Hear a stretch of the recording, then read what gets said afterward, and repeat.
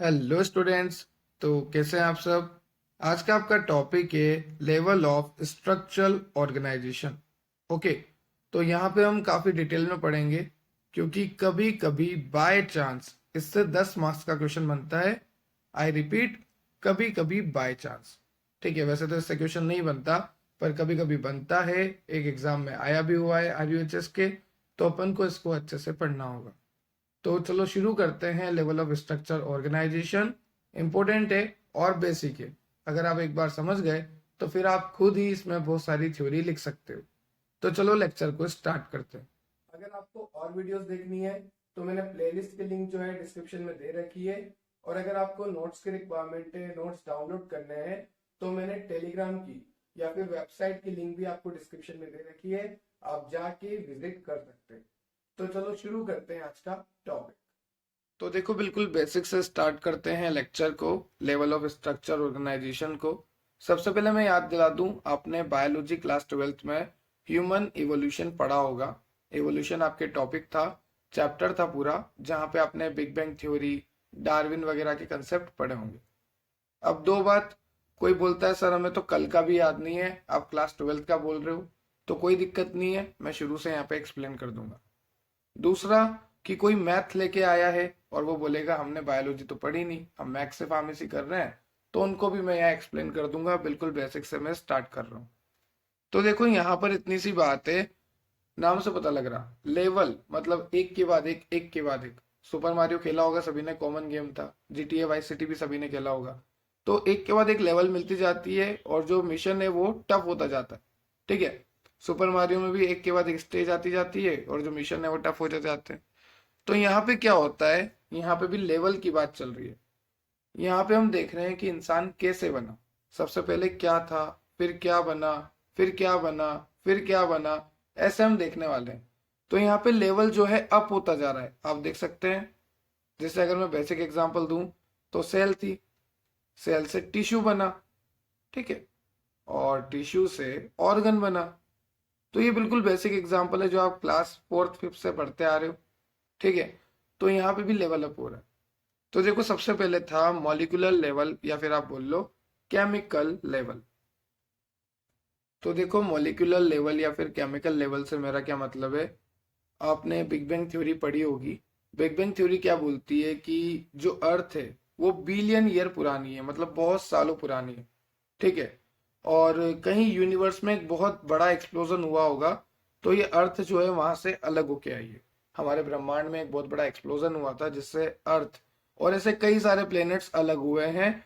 और वो अलग प्लेनेट अलग सोलर सिस्टम में है और अपना अर्थ जो है अलग सोलर सिस्टम में। ठीक है, तो जैसे ये अर्थ अलग हो गई। अब अर्थ में टेम्परेचर बहुत ज्यादा था उस टाइम, बहुत ही ज्यादा। ठीक है, तो धीरे धीरे अर्थ का टेम्परेचर कम होने लगा। और जैसे जैसे अर्थ का टेम्परेचर कम होने लगा, यहाँ पे क्या, भाप बनना स्टार्ट हुई। क्योंकि कोई भी गर्म चीज होती है तो वहां पे भाप तो बनती है। और अगर कोई गर्म चीज ठंडी होती है तो वो लिक्विड फॉर्म में भी कन्वर्ट होती है। ठीक है, तो यहाँ पे अर्थ पे क्या हुआ, धीरे धीरे पानी आना स्टार्ट हुआ। जैसे मान लो ये अर्थ है, तो अर्थ पे धीरे धीरे वाटर आना स्टार्ट हुआ। पर अर्थ तो अभी भी गर्म है। ठीक है, तो होगा क्या कि ये वाटर की भाप बनेगी और भाप बनने के बाद क्या होता है, क्लाउड फॉर्मेशन होता है। ठीक है, अब ये क्लाउड से वापस पानी आया और इस तरह से धीरे धीरे लंबे टाइम, कई सालों, कई हजारों लाखों सालों बाद हमारी पृथ्वी जो है ठंडी होना शुरू हुई। ठीक है, अब मैंने ये सब आपको क्यों बताया, क्योंकि ठंडे होने के बाद, जो अर्थ है उसके ठंडे होने के बाद, पानी आने के बाद यहाँ पे अपनी पृथ्वी पे लाइफ आना शुरू हुई। जो वाटर आया उसी से लाइफ आई। तो वाटर से लाइफ आई है। All life, all living organism कहाँ पे बने हैं, वाटर से ही बने हैं। ये बात ध्यान रखना। ठीक है, वाटर इज वेरी इसेंशियल। आपकी बॉडी में 75% तो पानी ही है, समझ रहे हो। तो water is very essential for each and every cell. तो अब देखो, इतनी सारी कहानी मैंने आपको बता दी। अब मैं आता हूँ मॉलिक्यूलर लेवल पे। मॉलिक्यूलर लेवल से मेरा क्या मतलब है, जैसे जैसे बारिश हुई, जैसे जैसे पृथ्वी का टेम्परेचर कम हुआ, यहाँ पे छोटे छोटे अमीनो एसिड बनने लगे। वाटर में छोटे छोटे अमीनो एसिड बनने लगे, छोटे छोटे मॉलिक्यूल बनने लगे। और फिर हुआ क्या, धीरे धीरे ये अमीनो एसिड जो बने, इन्होंने जुड़कर एक लंबी चेन बना ली। ठीक है, और इसे हम कहते हैं प्रोटीन। क्या बोलते हैं, प्रोटीन। तो हुआ क्या, अमाइनो एसिड ने जुड़कर एक लॉन्ग चेन बना ली जिसे हम कहते हैं प्रोटीन। ये क्या है, प्रोटीन की स्ट्रक्चर है। बेसिकली ये कुछ भी नहीं है, long chain of amino acid है। ठीक है। तो देखो यहाँ पे केमिकल लेवल तो हो गया। केमिकल लेवल में आपको इतना बताना है कि केमिकल बने, वाटर एनवायरनमेंट में बने। सारी लाइफ जो है वाटर एनवायरनमेंट में ही बनती है। धीरे धीरे केमिकल कंबाइन हुए, जैसे अमोनिया जो है, सॉरी, अमाइनो ग्रुप जो है कंबाइन हुआ और अमाइनो ग्रुप कंबाइन होकर प्रोटीन बना है। ये सब आपको इसमें बताना है। फिर आपको सेलुलर लेवल पे आ जाना है। आपको सेल को एक्सप्लेन करना है, सेलुलर लेवल में सेल कैसे बनी, क्या हुआ। ठीक है। जैसे यहाँ पे मैंने लिखा भी होगा, देखो मॉलिक्यूलर लेवल पे मैंने यहाँ पे लिखा है, यहाँ पे ध्यान से देखना आप। 26 element mass of human body. Body various element carbon, hydrogen, oxygen, nitrogen. कि हमारी बॉडी में 26 मेन एलिमेंट्स है, जिससे हमारी बॉडी का मास वगैरह भी बना हुआ है। जितना भी हमारी बॉडी का मास है वो 26 एलिमेंट से मिलके बना है। ठीक है। तरह तरह के एलिमेंट्स है, जैसे कार्बन, हाइड्रोजन, ऑक्सीजन, नाइट्रोजन। कुछ मेजर एलिमेंट है जो कि ज्यादा अमाउंट में मिलते हैं, वो है कार्बन, हाइड्रोजन, ऑक्सीजन, नाइट्रोजन। इनका 96% मास है, इन्हीं का। Carbon, hydrogen, oxygen, nitrogen. अब आप बोलोगे सर हाइड्रोजन कहाँ से आया अपनी बॉडी में, ऑक्सीजन कहाँ से आया, कार्बन कहाँ से आया, नाइट्रोजन कहाँ से आया। तो देखो आप पानी पीते हो, पानी में होता है H2O, ऑक्सीजन भी आ गया, हाइड्रोजन भी आ गया। ठीक है। अब बात करते हैं कार्बन की और नाइट्रोजन की। तो कार्बन जो है आपको कई सोर्स से मिल जाएगा, और नाइट्रोजन जो है यही आपको, जैसे आपकी प्यूरिन है, पिरिमिडीन है, जो ये बेसिक स्ट्रक्चर है आपकी बॉडी में, उसमें प्रेजेंट होता है नाइट्रोजन। तो ये जो है मेजर एलिमेंट है हमारी बॉडी के। कौन कौन, कार्बन, हाइड्रोजन, नाइट्रोजन, ऑक्सीजन। देखो मैंने बोला कौन कौन, तो वही आंसर हो गया, CHON, कौन। तो कोई पूछे कि मेजर एलिमेंट क्या है, तो आप बोल देना कौन है, मतलब carbon, hydrogen, oxygen, nitrogen. Okay. Now minor elements की बात करें, माइनर मतलब कम अमाउंट में, तो 8 माइनर एलिमेंट है। जैसे मैंने एग्जांपल दे रखे, calcium, phosphorus, sulphur, chlorine, magnesium, potassium. तो ये माइनर एलिमेंट्स है। ओके। अब देखो थर्ड कैटेगरी है ट्रेस एलिमेंट की। ट्रेस एलिमेंट नाम से पता लग रहा, ऐसे एलिमेंट जो कि बहुत ही कम क्वांटिटी में हमारी बॉडी में मिलते हैं, जैसे क्लोरीन, कॉपर, जिंक। ये जो एलिमेंट्स है ये हमारी बॉडी में बहुत ही कम क्वांटिटी में मिलते हैं, इसलिए हम इन्हें बोलते हैं ट्रेस एलिमेंट। तो ध्यान रखना, मेजर तो हो गए carbon, hydrogen, oxygen, nitrogen. Minor element हो गए calcium, phosphorus, sulphur, chlorine. Okay. और वही बात करूं ट्रेस एलिमेंट की, तो यहाँ पर कॉपर और जिंक, मेनली क्लोरीन इधर आ जाता है। ठीक है। पर आप लिख सकते हो एग्जाम्पल में, क्लोरीन इतना इसेंशियल है नहीं, मतलब इसेंशियल तो बहुत है पर इतना बॉडी में अमाउंट प्रेजेंट नहीं होता उसका। ठीक है। नाउ यहाँ पे मैंने लिखा है, देखो नाइट्रोजन जो है वो कंपोनेंट है प्रोटीन का, न्यूक्लिक एसिड का। मैंने आपको बताया प्यूरिन, पिरिमिडीन, इनमें मिलता है। फॉस्फोरस जो है कंपोनेंट है न्यूक्लिक एसिड का, एटीपी का। एटीपी की स्ट्रक्चर में एडिनोसिन ट्राइफॉस्फेट, तीन तीन फॉस्फेट है। नाउ केमिकल कंपोजिशन, पहला क्या हुआ, मॉलिक्यूलर लेवल। अब उसी में हम देखेंगे केमिकल कैसे हो रहा है। तो देखो केमिकल कंपोजिशन में सबसे पहला दे रखा है इनऑर्गेनिक कंपाउंड। इनऑर्गेनिक कंपाउंड के यहाँ पे एग्जांपल दे रखे हैं, जैसे वाटर और HCl। ओके।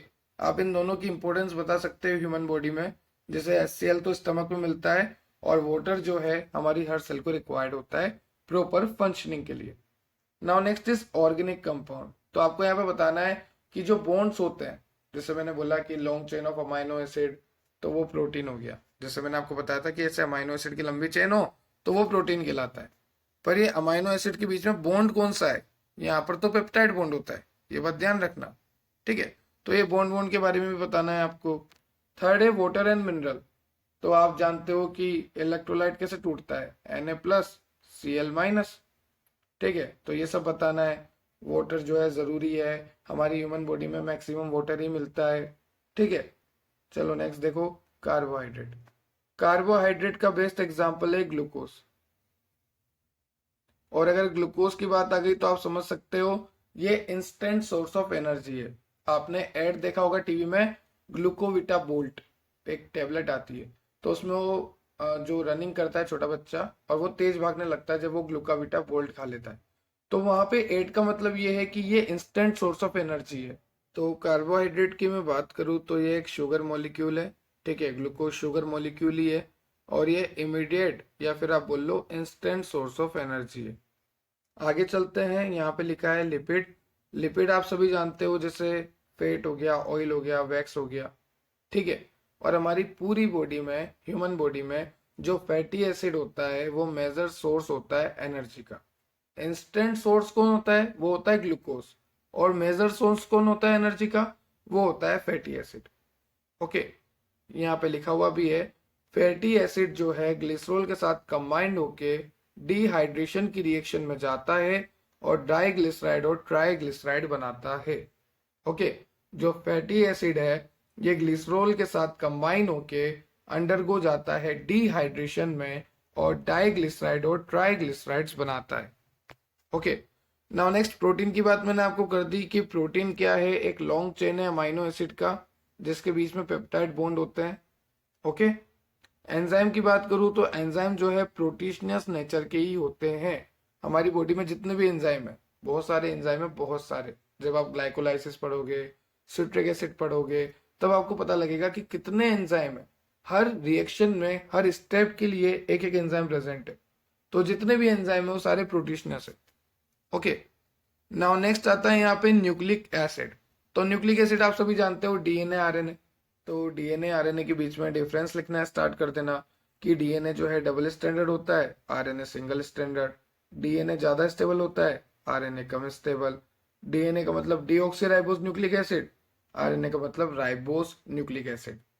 डीएनए की स्ट्रक्चर कुछ इस तरह से, एंटी पैरेलल स्ट्रैंड, और आरएनए जो है वो सिंगल स्ट्रैंड होता है। ये डीएनए है और ये आरएनए है। ओके, नाउ नेक्स्ट देखो यहाँ पे अदर कंपाउंड्स। अदर कंपाउंड में आपको दे रखा है कि अगर आप फॉस्फेट का बॉन्ड तोड़ते हो तो आपको क्या मिलेगा? हाई एनर्जी कंपाउंड मिलेगा, that form difference high energy compound. Okay, तो यहाँ पे ये सभी देखना था मॉलिक्यूलर और केमिकल में। मॉलिक्यूलर में तो मैंने आपको बता दिया एलिमेंट्स के बारे में, और केमिकल में inorganic, organic, water, mineral, carbohydrate, lipid, protein, nucleic acid, कुछ अदर कंपाउंड। ओके, अब देखो यहाँ पर ये फाइनल है। देखो सबसे पहले आपको यहाँ पे दे रखा है सेलुलर लेवल। आप सभी जानते हैं कि आप एक बेसिक सेल से स्टार्ट हुआ है। आपकी पूरी बॉडी में 75 ट्रिलियन सेल बनी हुई है, ठीक है। सेल के बारे में लिख देना कि cell is the structural and function unit of life, cell is the basic unit of life. हमारी पूरी ह्यूमन बॉडी जो है सेल से बनी है। 75 ट्रिलियन सेल्स प्रेजेंट है हमारी बॉडी में, ये सब आपको लिखना है। उसके बाद आपको लिखना है कि जो सिमिलर ओरिजिन की सेल्स होती है वो ज्वाइन होके इस तरह से टिश्यू का फॉर्मेशन करती है। क्या बनाती है? टिश्यू। तो देखो सेल ज्वाइन होके क्या हो गया? टिश्यू बन गया। और यही बहुत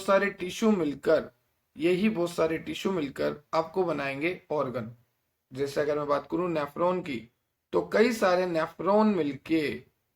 नेफ्रॉन की सेल मिलके बनाती है किडनी। ओके, ये बात ध्यान रखना, ठीक है। और कई सारे न्यूरॉन मिलके बनाते हैं नर्वस सिस्टम। तो यहाँ पे वही सब है कि छोटी छोटी सेल मिलके टिश्यू बनाएगी, वो टिश्यू ज्वाइन होंगे इस तरह से। ये छोटी छोटी सेल मिलके क्या बना रही? टिश्यू। ये टिश्यू सारा ज्वाइन होके क्या बनाते हैं? ये बनाते हैं ऑर्गन लेवल। ये क्या हो गया? आप ऑर्गन लेवल। ओके, फिर ये ऑर्गन जो है आपस में इंटरकनेक्टेड होते हैं। जैसे अगर मैं एग्जांपल दूं, तो सपोज करो कि हार्ट का फंक्शन बढ़ गया। अब जैसे मान लो ये हार्ट है और इसका फंक्शन बढ़ गया, यहाँ पे पंपिंग बहुत तेज हो रही है, ब्लड प्रेशर बढ़ गया। तो अगर ब्लड प्रेशर बढ़ेगा तो लंग्स का काम भी बढ़ेगा, क्योंकि लंग्स क्या करती है? ब्लड को ऑक्सीजनेटेड करती है। लंग्स के बाद बहुत तेज तेज ब्लड आएगा तो लंग्स का काम भी बढ़ गया। अब बॉडी में ब्लड वॉल्यूम बढ़ गया, बॉडी में ब्लड प्रेशर बढ़ गया, तो किडनी का काम भी बढ़ गया। किडनी क्या करती है?